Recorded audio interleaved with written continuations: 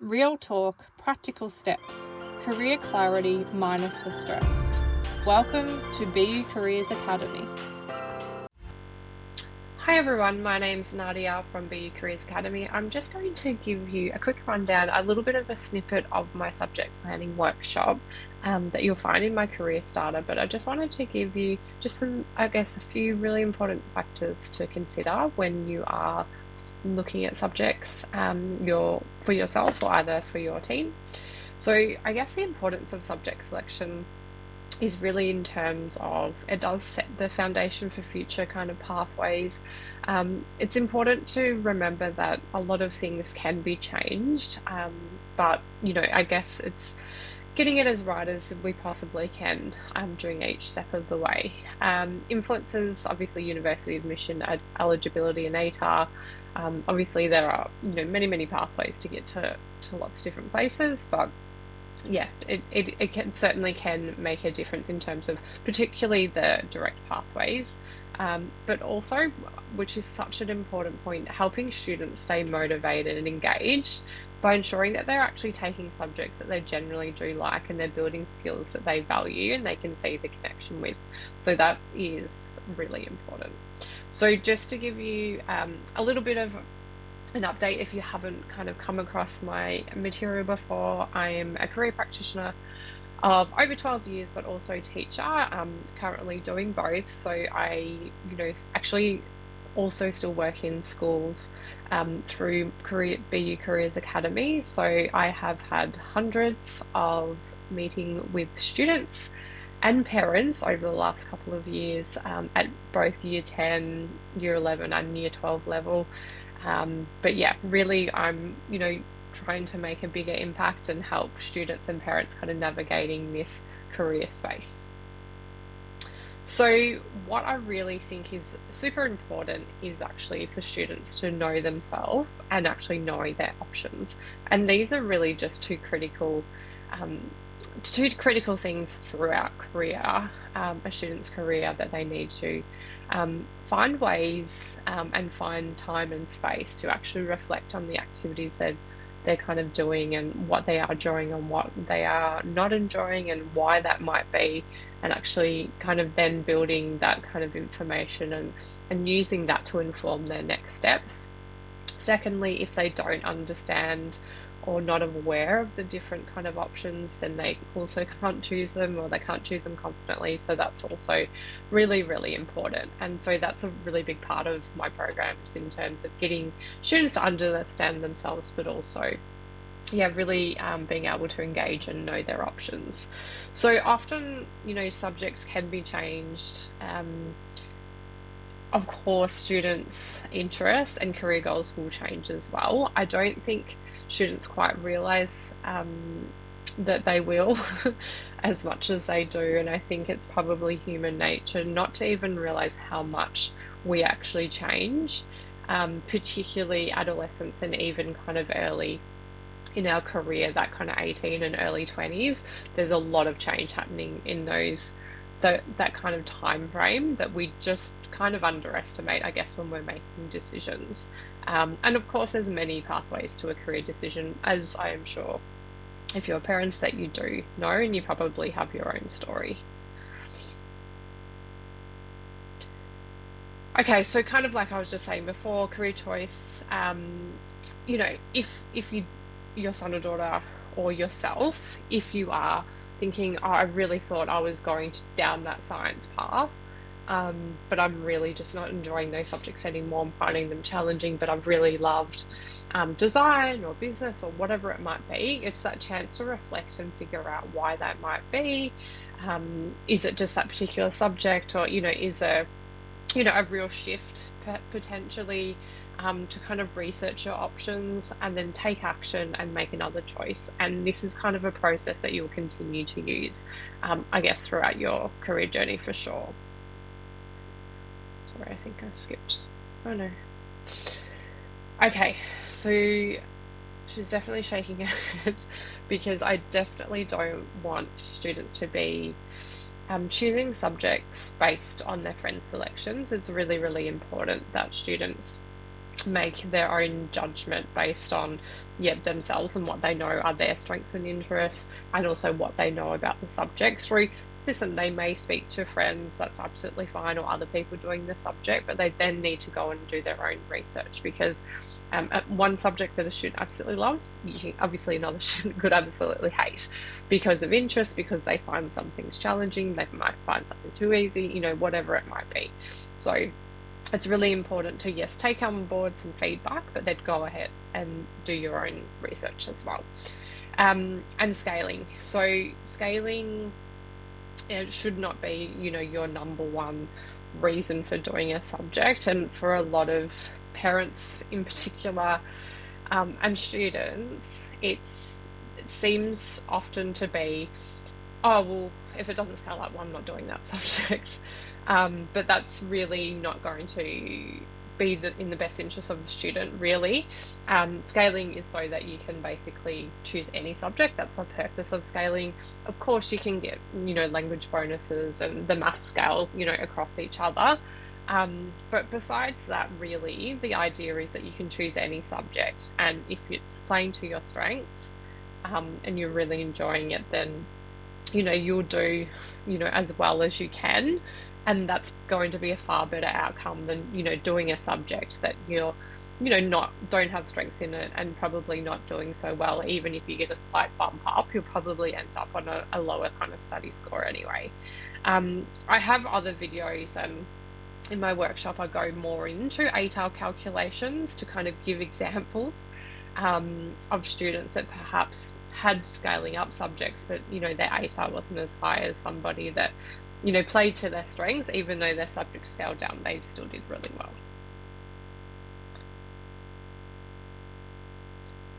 Okay, so subjects you enjoy. If you're going to, VC or IB, going to be doing a subject for 2 years, you would really want to enjoy it, because you're going to listen in class, you're going to engage, you're going to want to be doing your homework a lot more than something that you really are not enjoying at all. The skills and experiences you will gain. So if you are doing a variety of subjects, you're going to be developing a different set of kind of skills potentially in some of those subjects, potential pathways. So that might just be, if you're interested in health, you might find, health and human or PE, those kind of subjects interesting. And often, maybe some of those courses you don't need prerequisites, but it's kind of in that interest area for you. You absolutely don't need to have a direct correlation between the subjects you do, every single one of them, and what you're thinking in the future. Because one, it might change anyway. And two, it's, you're just getting a different set of skills that you can use kind of slightly differently. So I think that's important. If you're still enjoying it and doing well, you can certainly fit that in. Prerequisites are obviously important, but often you'll, have to do an English. It might be a maths, potentially, and a science or something like that. So at the most, it's probably only kind of 3 subjects, would be those core subjects. And then you have at least kind of 3 still to choose from as well. So obviously your strengths, you should consider, and also your interests.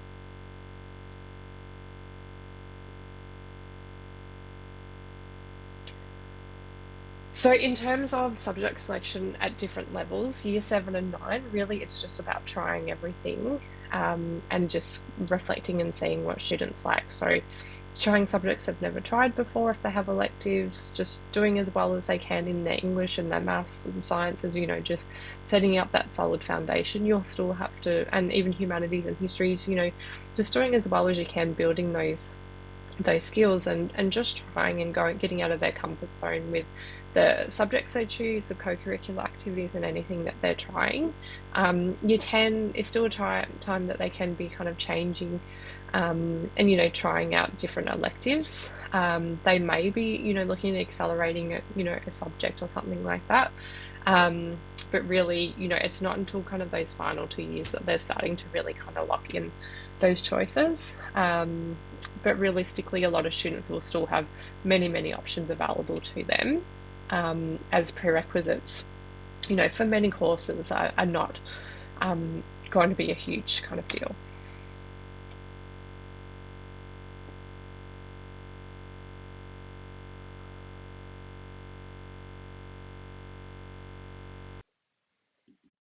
Okay, so speaking of prerequisites, that's what we're going to quickly look at and touch on next. So prerequisites, sorry, jumping ahead, are obviously subjects that students need to complete to be eligible for admission into a particular course. Generally university, but also could be a diploma or a TAFE course. So they're mandatory requirements set by universities or TAFEs, and obviously ensures that the students potentially have the necessary knowledge and skills to undertake that course. So we know that English, as an example, is a prerequisite for, the large majority of courses. So prerequisites must be completed in order to be accepted into a course. And then there's something called assumed knowledge, and this is more that you would see in New South Wales as an example, and it refers to subjects or skills that a course would expect students to know before starting the course, but it's actually not mandatory for admission or selection. So an example is commerce, so Bachelor of Commerce at University of Melbourne, we can see an English requirement, and then we can also see a maths requirement. So 25 in one of methods or specialist. And then we can see down here Bachelor of Commerce at University of New South Wales. In terms of the assumed knowledge, it's maths advanced and then also recommended studies. So it in VTAC, so in Victoria, if a student did not complete math methods at all, or they may have got, let's just say, 24, and this is not a scaled score, this is a raw score. 24, they wouldn't have met that prerequisite, so they will just be automatically overlooked. It's just a very automatic through the technology and through the platform system. Whereas if a student didn't do methods at Bachelor of Commerce, they would still be eligible to go in, assuming they get the ATAR and things like that. So that's kind of the key difference. In Victoria, to be honest, we don't do it at all. It's really just prerequisites, so you either have them or you're not, and there's generally kind of not a lot in between. So courses where you need to really consider prerequisites, often it is kind of the science-based field. So often medicine, medical health fields. So medicine generally requires chemistry. You would also need chemistry for quite a few biomedicine, pharmaceutical-based subjects. So often, if a student is interested in chemistry, they might be interested in that field. If you have, or if you're a student that doesn't particularly like chemistry, it's probably less likely that you're going to be looking at those fields. However, it is, something to consider. Engineering, generally mathematics, but I guess the thing to know about prerequisites is that they vary across universities. So I think it's really important to understand that. And I'm going to show you in just a moment where you can check those. So for Year 10s last year, they looked at a prerequisite guide 2027. For 2025 Year 10s, it would be 2028. And then for 2026 Year 10s, it'll be 2029. And basically, that's the year that you would be entering further study, and that's how it's done. So it's kind of set for that year. Often it doesn't come out until July, often when subjects are actually in. So I would just recommend using the year before as a guide because often it doesn't change a lot, and then you can kind of check it once it's updated. So IT, computer science, commerce, engineering, really your maths and often math methods.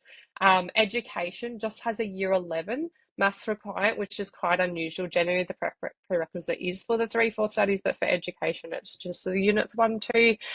Same also for a couple of nursing options. It's just a general maths 1, 2. Same for education. Sorry, it's general maths as well, not a math methods. Or it could be math methods, but a minimum of general maths or above. So yeah, that's obviously where you can see them, but particularly in health, it's very much differs across universities. So as I said, I'll show you in just a minute. Just beware that obviously, like they can vary across universities within the state, they can obviously change and vary within Australia, so different states and also overseas. So it is really important just to kind of do your due diligence and any universities you are considering to, just make sure.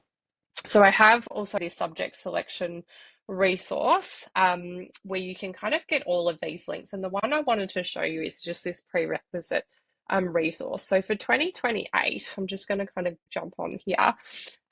It'll take you just to this VTAC page. So as I said, year 10s in 2025 would be 2028. If it's a year 10 next year, then they would have a prerequisite guide for 2029 in about July, even maybe early August. So it's certainly kind of seems to be coming out later and later.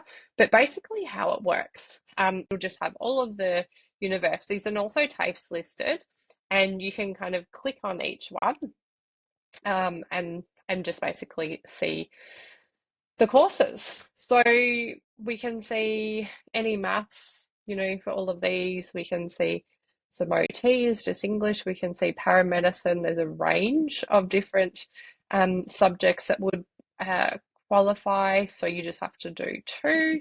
Now, just note that this just gives the prerequisite. It doesn't actually provide the score. So when you go into like a course search and you're looking at a specific score, a specific course, sorry, you will see the actual required prerequisite. Also, if you're on the individual university or TAFE website, it'll give you an actual score. So this is just telling you that there is a prerequisite in that subject, but not the actual score. Generally 25 probably is the standard for, particularly for your English and math. Every now and then it might be 30, sometimes a higher English requirement for law, sometimes a 20, lower requirement as well. So yeah, it generally kind of wavers between 20 and 30, but there's obviously always exceptions. And the most common would be 25. So yeah, a really good way is, just to kind of jump in here. And this is the education one I was showing you. So obviously you could do, it requires math, but sorry, English, Unit 3, 4, and then Unit 1, 2 of general methods or specialists, or of course any Unit 3 and 4 maths as well. So yeah, that's kind of the requirement there. So that's a nice little handy kind of resource that you can use to just check and give you a bit of a snapshot of prerequisites you might need to consider. So if you do feel like you're wanting a little bit more support, I do have a career starter as well as like a work program, which is more for kind of part-time work and things like that. But really for kind of students year 9 to 10.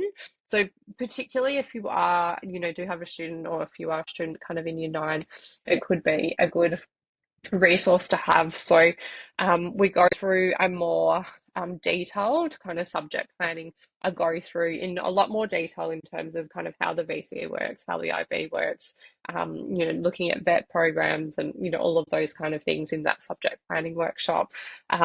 Future of work, skills of the future, different tools to kind of get to know yourself, how you actually can go about researching, and then in terms of actually test and reflect is looking and unpacking your Morrisby. So whether you've done it in year 9 or 10, obviously you would need to wait till then.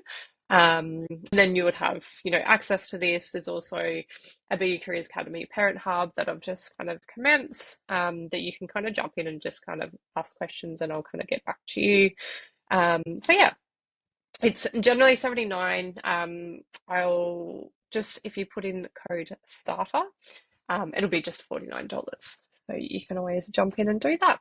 The other thing is you can do is, follow me on YouTube, BU Careers Academy.